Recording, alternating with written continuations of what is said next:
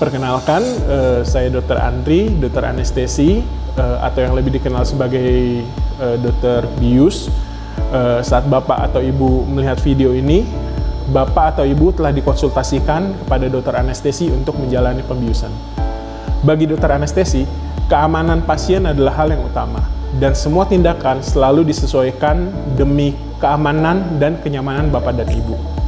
Jika masih ada hal yang ingin ditanyakan mengenai tindakan anestesi yang dilakukan hingga saat akan masuk ke ruang tindakan, Bapak atau Ibu masih dapat bertanya sampai sebelum masuk ke ruang tindakan.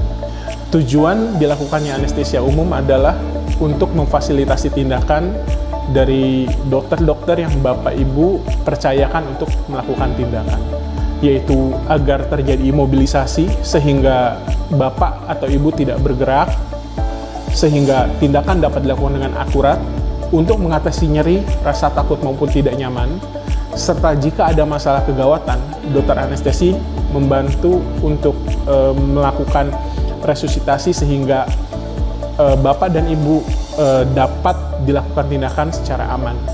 Dokter anestesi membantu mengatasi masalah yang terjadi pada saat dokter yang akan melakukan tindakan berfokus pada tindakan yang dilakukan, sehingga kita dapat memperoleh hasil yang terbaik dari tindakan.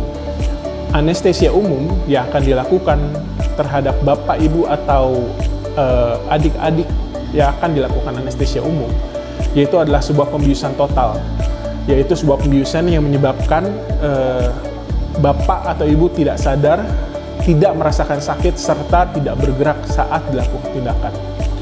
Obat diberikan melalui infus dan kemudian diberikan melalui zat anestesi hirup, melalui selang nafas atau melalui alat untuk memberikan obat melalui jalan nafas. Dan obat yang diberikan ini semuanya sesuai dengan tindakan dan kebutuhan pasien. Kelebihan dari anestesia umum adalah pasien tidak sadar dari awal sehingga tidak merasakan nyeri.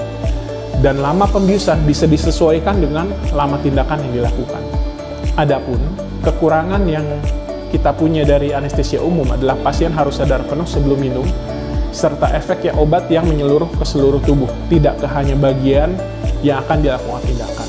Selain itu, terdapat beberapa komplikasi dari anestesia umum, yaitu mual, muntah, menggigil, rasa pusing, ngantuk, serta nyeri tenggorok. Dan jika Bapak atau Ibu kurang puasanya, dapat terjadi risiko tersedak, serta ada pula risiko dari kesulitan pemasangan infus atau alat nafas di saat pembiusan umum terjadi, serta juga dapat terjadi alergi yang terjadi dari derajat ringan hingga derajat berat. Puasa sebelum anestesi dilakukan sejak dari 6 jam sebelum tindakan. Mulai dari 6 jam sebelum tindakan adalah saat terakhir pasien untuk makan padat.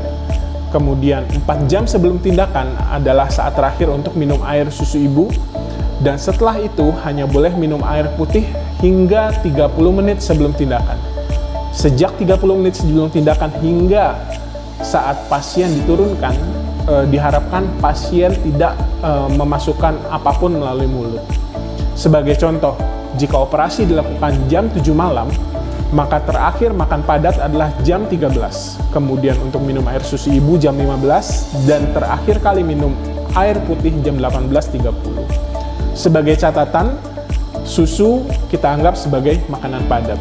Makan padat kita anggap sebagai makan padat adalah nasi, bubur, susu formula, dan semua makanan yang dibutuhkan untuk masuk ke dalam lambung dengan cara dikunyah. Sedangkan clear fluid adalah cairan yang dapat jika diterawang ke cahaya dapat terlihat bening dan tidak terlihat serbuk apapun. Contoh dari clear fluid adalah air putih, teh manis, sirup, jus apel komersial, ataupun kopi hitam. Selama puasa, obat-obat pribadi dapat disesuaikan dengan jadwal minum obatnya sehari-hari. Jika memang terpaksa, pada saat puasa sebelum anestesi dilakukan, dapat tetap diminum dengan sedikit air putih. Terdapat 3 jenis tindakan untuk dilakukan anestesi. Yang pertama adalah tindakan elektif atau terencana, tindakan urgent atau segera, dan tindakan emergensi atau tindakan gawat darurat. Berdasarkan penilaian tindakan ini, dokter anestesi akan dapat melakukan kesimpulan untuk melanjutkan tindakan, untuk melakukan optimalisasi sebelum tindakan dengan target tertentu atau membatalkan tindakan, disertai dengan solusi alternatif untuk tindakan tersebut. Pada tindakan kateterisasi, di saat pasien turun ke ruang kateterisasi, di depan ruang kateterisasi akan diberikan obat sebelum masuk ke ruang kateterisasi jika dikhawatirkan pasien sulit untuk bekerja sama. Tujuan pemberian obat ini adalah untuk mengurangi trauma di kamar tindakan, serta mengurangi gelisah. Dan gelisah yang kita kurangi ini dapat membantu supaya kerja jantung dan kerja nafas yang lebih stabil. Dan selain itu, bisa kita pilih juga untuk pemberian obat melalui infus ataupun melalui injeksi dari dalam otot. Untuk injeksi dari dalam otot, ini kita berikan jika kita tidak dapat memperoleh akses infus. Setelah diberikan obat di depan ruang kateterisasi, pasien dibawa masuk ke ruang kateterisasi. Kemudian dilakukan pendalaman anestesia dengan pemberian obat-obatan, serta dilakukan pemasangan alat nafas. Setelah dilakukan pemasangan alat nafas, pasien disposisikan sesuai dengan kebutuhan dari tindakan. Dan setelah tindakan selesai, jika pasien stabil, pasien dibangunkan dan pindah ke ruang intermediate. Akan tetapi jika tidak stabil, pasien dipindahkan ke ICU. Hal ini sesuai dengan penilaian dari dokter anestesi dengan keputusan bersama dengan dokter penanggung jawab tindakan. Sesudah tindakan selesai dan pasien sudah diobservasi di ruangan, kepulangan akan dilakukan sesuai dengan keputusan dari dokter penanggung jawab pasien. Untuk risiko dari tindakan anestesia bergantung pada tiga faktor, yaitu faktor pasien, faktor terkait admission, serta faktor terkait anestesi dan tindakan operasi atau kateterisasi yang dilakukan. Dari faktor pasien, jenis kelamin, usia, status gizi, maupun kebiasaan pasien sangat mempengaruhi risiko pasien. Sebagai contoh, merokok akan membuat pelepasan selang nafas lebih sulit. Kemudian pada beberapa pasien terdapat risiko genetik yang dapat mempersulit pembiusan. Sedangkan terkait admisi, kita lihat berdasar dari jadwal serta risiko terkait dengan tindakan apa yang dilakukan. Beberapa tindakan lebih berisiko perdarahan atau beberapa tindakan yang lain lebih berisiko terjadinya masalah pada jantung.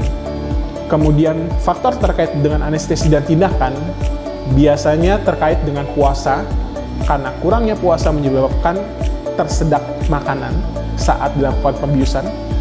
Kemudian faktor obatan yang biasa kita konsumsi, kemudian faktor dari persiapan dari dokter anestesi seperti darah, garam-garaman tubuh, kemudian kadar oksigen pasien, kemudian ada kemungkinan trauma jalan nafas, perdarahan, hingga henti jantung. Sebagai kesimpulan, pembiusan pada kateterisasi dilakukan sesuai dengan kebutuhan pasien.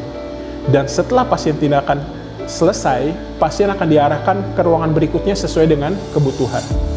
Dan pembiusan umum pada pasien jantung, meskipun berisiko, selama dibutuhkan untuk pasien, akan tetap dilakukan untuk mendukung tata laksana terbaik untuk pasien.